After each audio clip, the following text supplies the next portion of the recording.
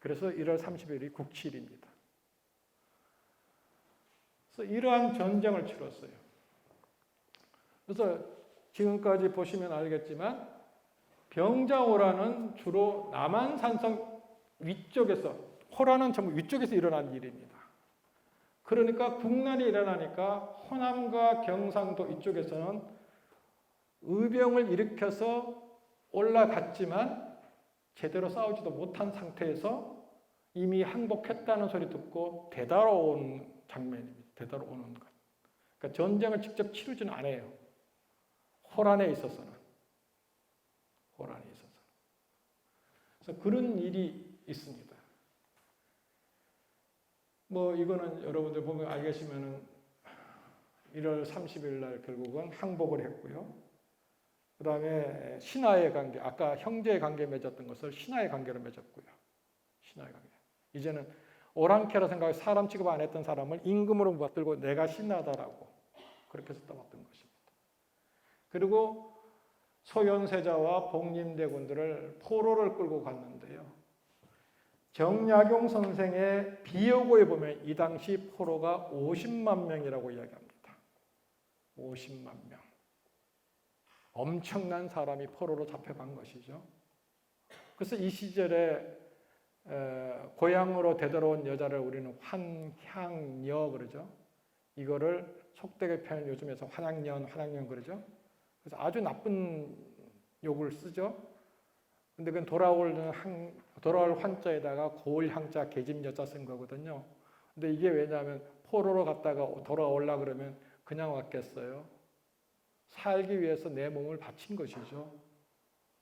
그런데 그렇게 살아왔는데 불구하고 너는 네가 지켜야 할 정절을 못 지켰다고 비웃고 욕되게 한 말이 바로 환양년입니다. 그래서 이렇게 생긴 것입니다. 그래서 뭐 아까 황정가정 이야기했고요. 그래서 이런 것들이 있는데요.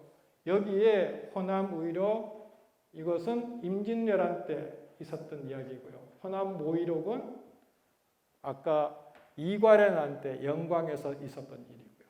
광산고의록은 정묘호란 때 있었던 이야기고요. 그다음에 우산선생 병자창, 우산선생은 안방준 선생입니다. 그때 병자창의록, 호남 병자창의록들이 있습니다. 이 호남은 이런 집단적인 개인의 어떤 의병 활동이라든지 그게 아니라 이런 집단적인 문집들, 기록물들이 있습니다. 왜 그랬을까 하는 것입니다. 근데 우선 하나하나 먼저 살펴보시죠. 이거는 PPT를 만들어준 제자가 제가 주시지 않았던 자료들을 모아가지고 이렇게 해놨습니다. 저 끝에 있는 것이 호남의록이라고 해서 제가 번역을 해서 책으로 간행한 것이고요. 두 번째 호남모의록도 제가 하고 싶었는데 호남 한문 고전 번역 협동과정의 제자가 자기가 석사학위 논문으로 쓰고 싶다고 자기 하고 싶다고 그래가지고 그럼 하거라 하고 줬어요. 내긴 냈는데 그 다음부터는 학교에 나오질 않아요. 안 보여요. 지금 뭐 하고 있는지도 모르겠어요. 연락이 안 닿고 있습니다. 근데 어쨌든 호남모의록은 그 친구가 했습니다. 그래서 제가 손을 안 댔습니다. 그리고 강산고의록은 제가 했고요. 그 다음에 우산선생 병자창의록도 제가 했고 호남 병자창의록도 제가 했는 겁니다. 이 책이 다 있는 것입니다. 그래서 좀 살펴보겠는데요. 호남의록이라고 하는 것은 안방준 선생이 1573년부터 1654년까지 사신 인물인데 1626년에 송강사에서 간행한 목판본입니다. 1626년. 그러니까 1598년에 전쟁이 끝났다고 생각하면 28년 만에 목판본을 이미 간행을 했습니다. 그러니까 안방준 선생은 그것을 위해서는 미리미리 준비한 것이겠죠. 판본을 사귀려고 그러면 굉장히 긴 시간이 필요하지 않겠습니까? 목판본이니까. 그러니까 상당히 안방준 선생은 이 호남인들이 가지고 있는 것이 의병의 활동을 알려야 되겠다라고 생각을 한 것입니다. 왜? 아까 말씀드렸던 것처럼 기축옥사 때 호남이 반역향이라고 하는 낙인 찍힌 것에 대해서 뭔가를 빨리 씻고 싶은 것입니다. 낙인 찍힌 것에 대해서. 안방준 선생이나 여기에 이따가 나오겠지만 윤근수 선생은 다 서인들이거든요. 서인들의 어떤 아까 말했던 뭐랄까 강성의 인물에 의해서 호남이 많이 위축되어진 데다가 반역의 고장까지 낙인 찍힌 것에 대한 부담이 컸던 것 같아요. 그러니까 국난에서 결국 그런 면에서 이쪽에 얼마나 많은 의병장이 있었는지 아느냐 이것을 하고 싶었던 것 같아요. 이건 제 추측입니다. 그래서 이 조선대 도서관에 소장본이 있고 지금은 아마 귀증본으로 찍혀서 가끔가다 귀증본 반출하는 기사도 나오는 거 보고는 씩씩 웃고 있습니다. 그거 내가 해주는 건데 생각하고 있습니다만. 그리고 이것이 귀중했던 게 뭐냐면 1864년에 은봉이라는 호도 안방준 선생님 호입니다. 보성에. 그래서 거기에 수록된 모본이고요. 그 다음에 은봉전서가 간행되기 이전에 우산집이라고 하는 것도 있는데 1773년에 간행되어진 겁니다. 그것보다도 빠른 것입니다. 1626년이니까요. 그래서 1618년에 지은 것입니다. 1618년에. 20년 만에, 전쟁 끝나고 20년 만에 곧바로 지어졌던 것을 묶었습니다. 그래서 호남 인물들의 충절 사적을 묶으려고 결국은 호남 의록과 삼원기사라는 것을 같이 묶어가지고 나온 것입니다. 그리고 나중에 윤근수 선생은 그 사이에 죽었습니다. 그래서 나중에 조익이라고 하는 사람으로부터 서문을 받습니다.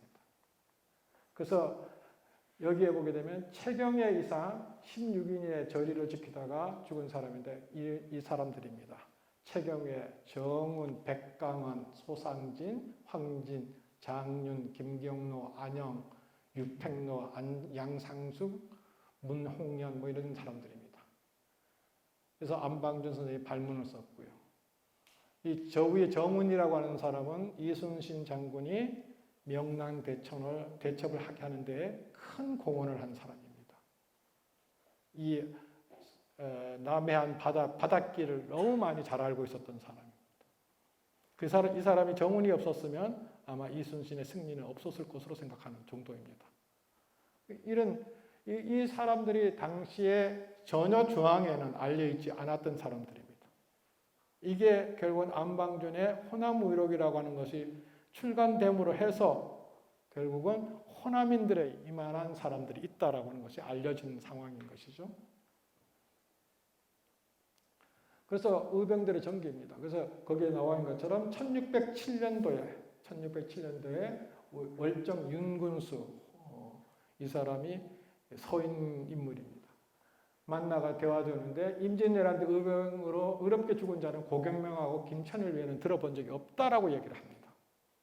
중앙에 있었던 인물이. 그러니까 안방준 선생은 속 타는 거죠. 무슨 소리냐. 우리 고장에서 얼마나 많은 사람이 전쟁을 치렀는데 그래서 결국은 이 언행을 알려주니까 서발문을 내가 써주겠노라는데 결국은 미처 발간하기 전에 죽어버렸습니다. 그래서 호남의록에는 간단합니다. 출신지와 경력과 전사한 과정들이 있습니다. 전사한 과정들이. 어떻게 해서 죽었다라고 하는 것이 기록들이 있습니다. 이제 이 호남의록은 이런 전사한 과정이 있지만 이후부터는 이런 전사 과정이 없어요. 왜냐 전쟁이 치른 것이 아니기 때문에 이괄의 난이나 정묘호란이나 병자호란은 전쟁을 치른 것이 아니거든요. 그러니까 호남의록과 다음 문헌들하고는 차이가 있는 것입니다. 차이가 있는 것입니다. 그래서 어쨌든 중앙에서 주목하지 못했던 이런 호남 인물들의 의병 활동을 알리는 데에 큰 역할을 했습니다. 그 다음에 호남 모의록입니다. 이 부분은 아까도 말씀드렸지만 제가 하고 싶었는데 제자가 한다는 바람에 맡겨놨더니 그하고는 계속 공부할 줄 아는데 영 보이지를 않고 있어서 뭐라고 할 수는 없습니다만 1624년에 이괄이라는데 호남인들의 의병을 일으킨 것이고 그것 첫 판본은 1700년도에 숙종 26년에 간행을 했습니다. 그리고 1760년도에 음력 5월에 영광 불갑사에서 증간을 했습니다. 그 안에 보면은 윤봉구라고 하는 사람이 서문을 썼고요. 그 다음에 법례가 있고 이괄의 난 때 어떠했다고 간략하게 사실을 기록해 놓고 있고 그 다음에 거기에 여러 사람들의 사실이라고 하는 것은 뭐냐면